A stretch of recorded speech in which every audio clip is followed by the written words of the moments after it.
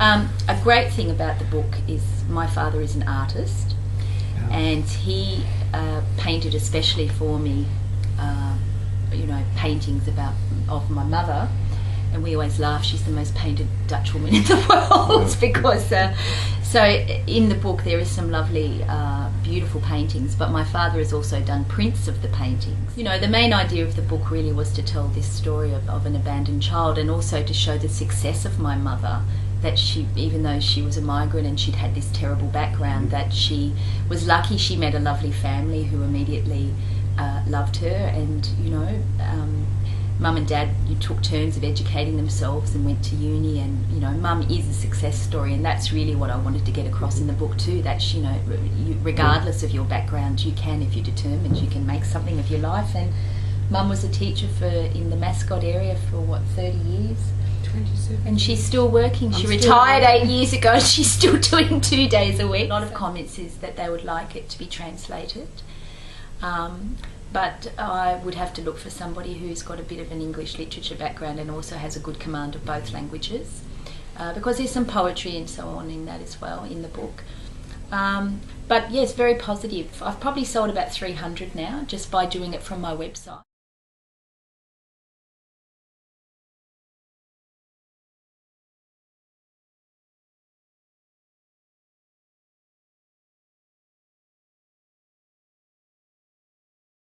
Well, I didn't want to make the story about, people hiding. I mean, there were people in our family that were hiding, and I do say that in the book.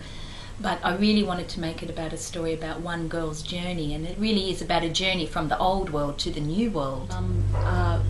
Kept telling me stories about when she grew up, and how I wanted to find out really what this whole story was about. So when I started writing the book, I researched it back 100 years and started the novel back about 100 years ago, so that we found out about both sides of the family, and we had Jewish on one side, and my grandmother's family were Jewish, but my grandfather's family were Jewish, but they married into the Catholics, and so that changed. So we found out lots about people that died in camps, obviously, and things like that. I think there's not enough stories about the success of migrants, and really they've been the fabric of our nation, and what these people came from and their life that they had back in. They just got on with their life here. They didn't sort of segregate. They just became part of the community, and everybody kept their heritage still. But they say we're the most successful migrants of all the migrants, because we've assimilated so brilliantly, haven't we? So when I turned 40, I decided that Mum and I should go back to Holland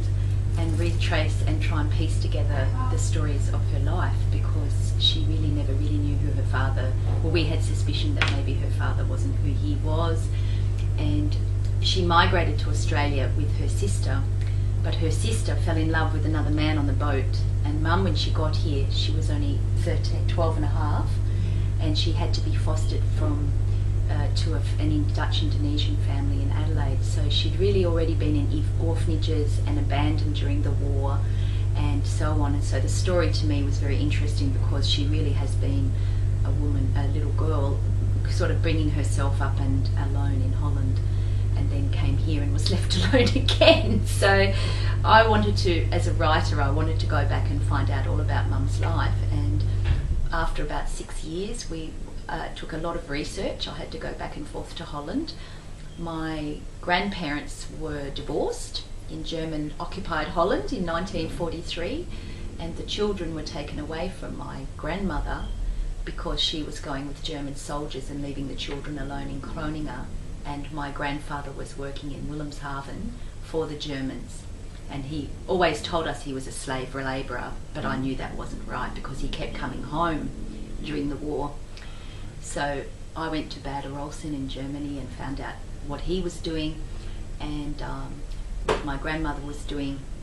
And basically after he even came back, took the children away and came back to Holland after the war, they went to orphanages, and the sisters, some of them went to institutions, and some of them were working, and he would come and take their money. And Mum spent most of her time living farmed off to relatives who the father never paid anything for. So they were pretty desperate after the war. And then Mum's eldest sister, Kobe, decided to migrate, and to bring Annika, my mum, But then she came with her husband and her child and fell in love with another man, and so my mother was then left abandoned all over again in Australia. Where in Australia? In Adelaide. Right. So she went to a Dutch family, but she was there for how long? 7 years. And wasn't treated very nicely there either. I was born in Adelaide in South Australia, and I've lived kind of all over Australia. My father, mum met dad when you were When I was being fostered out at the Dutch family, he lived a couple of streets up. Right. We were only about 16, 17 when we started going out. And been married 50 years next year. How much of the story did you hear when you grew up? Not little snippets, you know, here and there. And it was mum, probably because she doesn't mind me saying, she had a bad time, so she didn't want to talk about it, and she remembered things, but when we went to Holland the first time, she really had lots of flashbacks, and it was very helpful for me because we could then really start to piece the story together, and we used archives. But yeah, we were able to do that, weren't we? Go back to where you were born in the house, and followed the background of your mother. Well, you didn't really want to know, you know, I just had to get on with my life. I didn't want to dwell on the past.